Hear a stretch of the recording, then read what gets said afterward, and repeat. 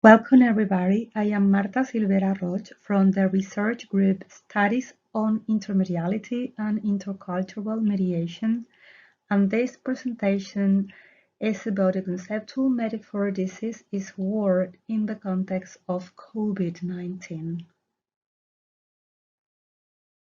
Can the metaphors we use transform our way of acting? In the current discussion on how we refer to diseases, there are voices that affirmed they can.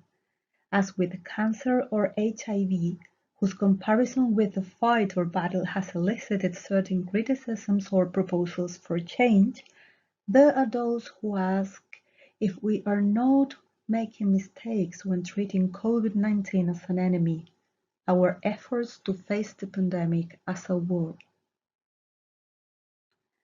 In order to approach this debate, we must first define a metaphor. For the new cognitive language sciences, a metaphor is not just a fossilized figure of the speech in literary text. Metaphor is an essential tool of thought.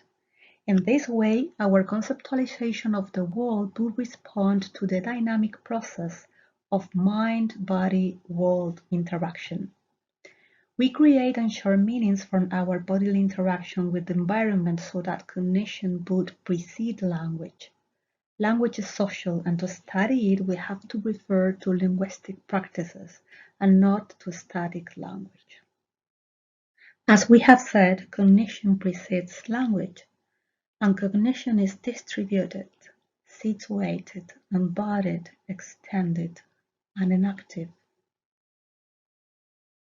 Our communication, metaphorical per se and anchored in biology through our experience of the world, could have given way to human language precisely by virtue of our ability to understand something through something else and our ability to blend ideas and create new ones.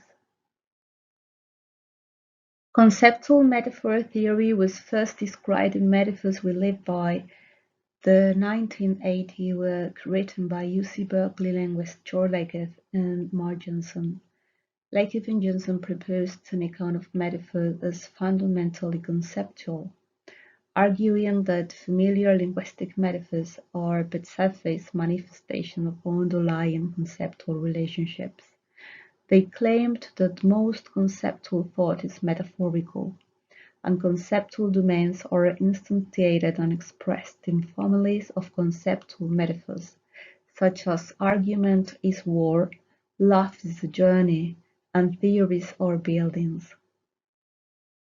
The proposals to stop using this or that metaphor are similar to the proposals to stop using this or that word. Language is dynamic, subject to the cognitive and emotional variations of its speakers, subject to unstable preferences, events, and thoughts. There is no change by prohibiting linguistic metaphors or recommending new ones. There is change because circumstances change and we create new ideas constantly. Rather than condemning the use of linguistic metaphors, we should try to understand the strength and functioning of conceptual metaphors and blending in their context. And we are speaking here about the importance of art, neuroaesthetics, the literary mind, and the importance of creating stories. Since the linguistic metaphor in itself is nothing, the set of minds that create and activate it are responsible for what everyone as a society thinks and feels about its use.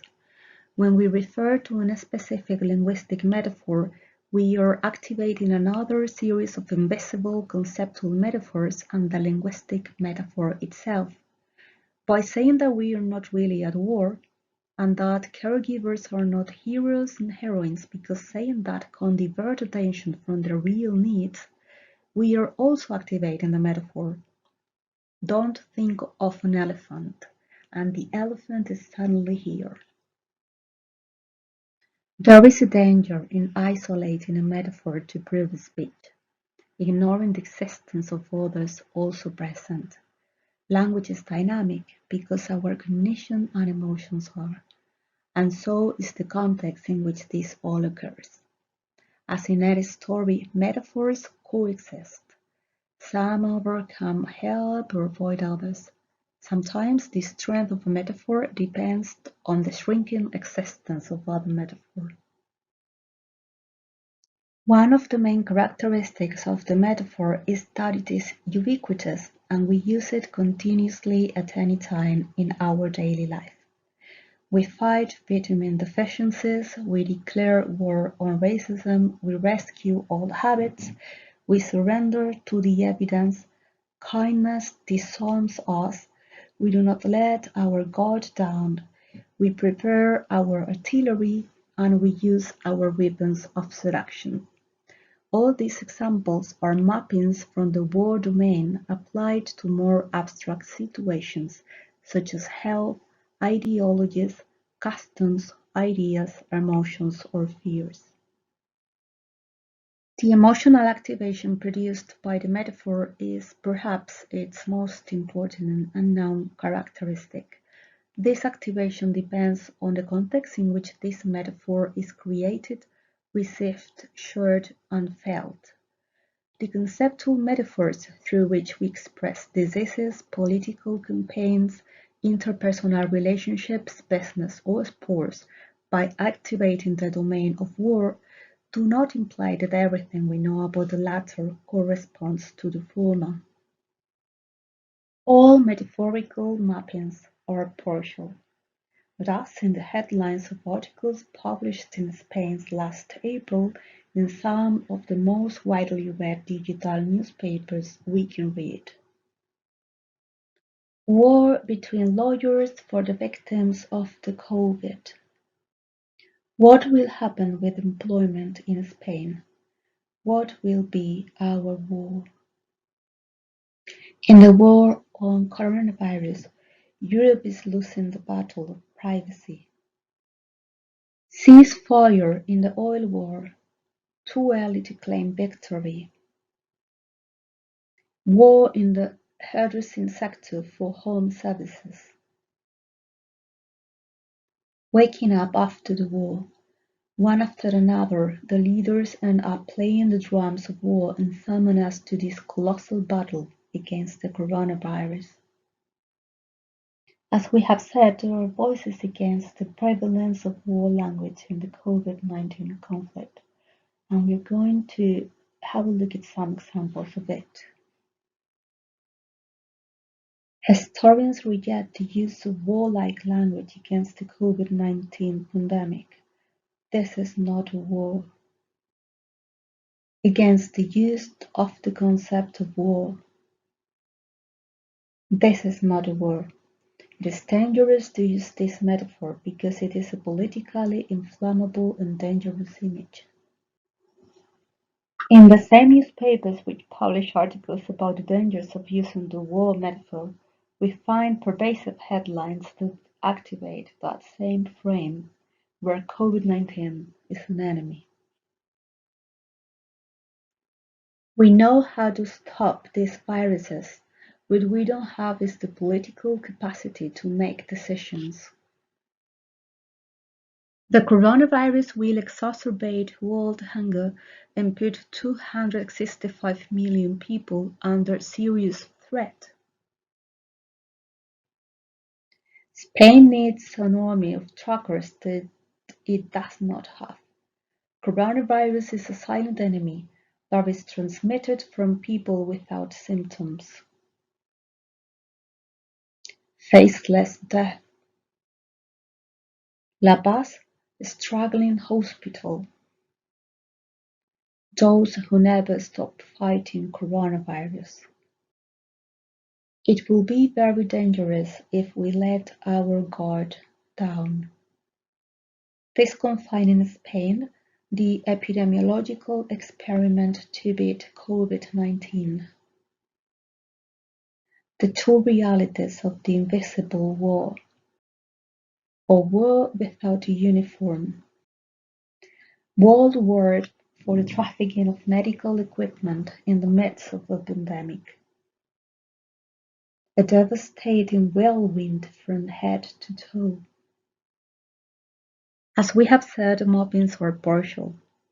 Depending on different communicative contexts, with the same conceptual metaphor, we can produce ideas with different purposes. Following, we will see examples of these, both visual and linguistic. COVID-19, what we can learn from wartime efforts. This is like a war, and we are the resistance. This is how the largest network of volunteers grows. Talks, possible allies in the detection of the coronavirus. The world's most luxurious jet joins the fight against the coronavirus. Essential workers as soldiers. Businessmen ready for the economic battle. Control centers are war rooms from where we defend the city. Propaganda posters used by Vietnamese artists to invoke patriotic emotions. Here, doctors and health professionals are pictured as comic heroes and heroines. Military skills help companies to fight the COVID-19 crisis, and this article explains how. So, organizations can protect the warfighters from the enemy. They can be agile and creative when facing impossible tasks, and existing technology transforms into essential capabilities. So we should not blame metaphors. We can allude to the use that a political leader makes in a given context and criticize his or her possible intentions. We can analyze a discourse that seems to want to manipulate or hide information and use the metaphor to defend a new argument. But the linguistic metaphor itself is a mere tool. It guides meanings, but it does not contain them. We are able to create new ideas from others. That is what we call conceptual blending, creating increasingly complex structures supported by others that are no longer so simple. Contrary to what the Sapir-Whorf hypothesis dictates, for which language shapes thought, the influence of language on our thinking is discrete, brief, and not deterministic. A convenient definition of language is that of a predominantly conventional semiotic system for communication and thought. This comprises the point that languages are essentially socially shared symbolic systems. This definition implies that thinking is not impossible without language, and that it is possible to treat the two phenomena as different. Thus, there is thought without language, but there is not language without thought. According to the latest studies, we now know that it is not only culture that functions as an important type of context when it comes to shaping the emerging metaphors. The close connection between the metaphorical aspects of our cognitive activities and the varied set of contextual factors influencing the emergence of metaphors is also now considered. Now we know that, first, it is possible to spot everyday metaphors that at the same time do not fit pre-established conceptual metaphors. Second, considering the role of context, we are now in a better position than before to see a full picture of metaphorical creativity. In fact, we can suggest that connection factors can create new metaphors that we can call context-induced. Third, these context-induced metaphors are not limited to the type of basic correlations in the experience that form the basis of the primary metaphors. So, it seems that we have a line of metaphors that range from primary universal metaphors to context-induced non-universal metaphors. In other words, metaphors can derive from the body, cultural specificities, and also from the more general context. There are also several new research directions that promise an even better understanding of metaphor than what we have today. Like some of his colleagues' work on the neural theory of metaphor is one of them. What complicates research on the neural aspects of metaphor, which is itself extremely complex, is that metaphor use is taking place in a variety of different types of contexts that are constantly monitored by the brain in the course of metaphorical conceptualization.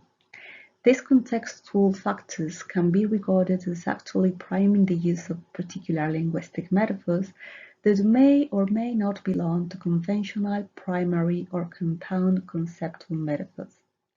The result is an extremely complex situation that challenges and calls for the cooperation of researchers from a variety of different disciplines, such as neuroscience, metaphor theory, neuroaesthetics, and pragmatics, just to mention a few. This is a research project that will certainly take several years to complete. So, the word metaphor means nothing without its multimodal linguistic or non-linguistic manifestations. As with other diseases, some people point to the use of certain metaphors as not recommended. There is a proposal by linguistic experts to analyze this case and propose a guide to good uses of language. Since the conceptual metaphor gives expressions a cognitive structure, it will be absurd to deny that an entity that causes illness and suffering is not perceived as a force to be counteracted, an obstacle in our way, or an invader in our body. Conceptual metaphors and the mappings we carry out to communicate, remember, project ourselves into the future, create new ideas, and refer to what we consider more abstract and complex, are based on this type of structures or image schemas. Thus, diseases are enemies and we fight against them. There are battles, defeats, victories, falls, collateral damage, and victors. Perhaps the emphasis should be on evaluating, studying, and considering emotions as indistinguishable from human cognition. Neuroscience begins to explain that our complex cognitive emotional behaviors are based on dynamic coalitions of networks of brain areas that should not be divided into affective or cognitive. Essential for cognitive emotional interactions are areas of the brain with a high level of connectivity. Neural nodes with a high number of links that are critical for regulating the flow and integration of information between different regions. Emotions do not reside in specific areas of the brain. They are present in its entire structure. Therefore, emotional activation precedes the conceptual metaphor, modulates our choice of mapping, and offers us feedback. What effect have we achieved? What emotions have we caused? As we have seen, linguistic metaphorical expressions activate the domain war in different ways with different communicative results. Doctors and nurses are recruited from hospitals and doctors' offices. The checkpoints of the IFEMA hospital are heavily guarded by doctors and nurses. A microorganism is capable of defeating us. The armed forces are developing an operation to contain the pandemic. Essential professionals work on the front line against the virus. A single conceptual metaphor is expressed in many ways in countless discourses. And understanding the conceptual and prelinguistic character of the metaphors offers us a richer view of our ability to produce metaphorical expressions, whether linguistic, visual, or auditory. Our way of conceptualizing a threat is most of the time metaphorical. The linguistic constructions that arise in a situated way in different types of interactions are those that are subject to change and play. The human mind is narrative. It lives in stories, starting with its own. And as in any story, metaphorical creation and activation produces new meanings through conceptual metaphors that arise, coexist, compete, disappear, and return. Interpretations of metaphors are dynamic. They depend on the context and the moment in which we activate them.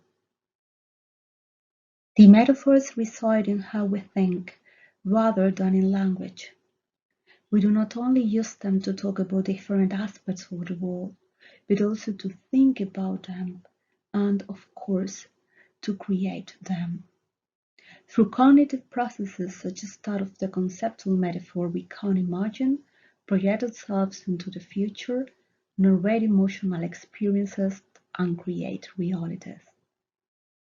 Language is the tip of the iceberg of this process. As John McCarthy, the Turing Prize-winning computer scientist, for his contribution in the field of artificial intelligence, puts it, language is fraud on the surface of art. Thank you very much for your attention. I hope you have enjoyed this presentation.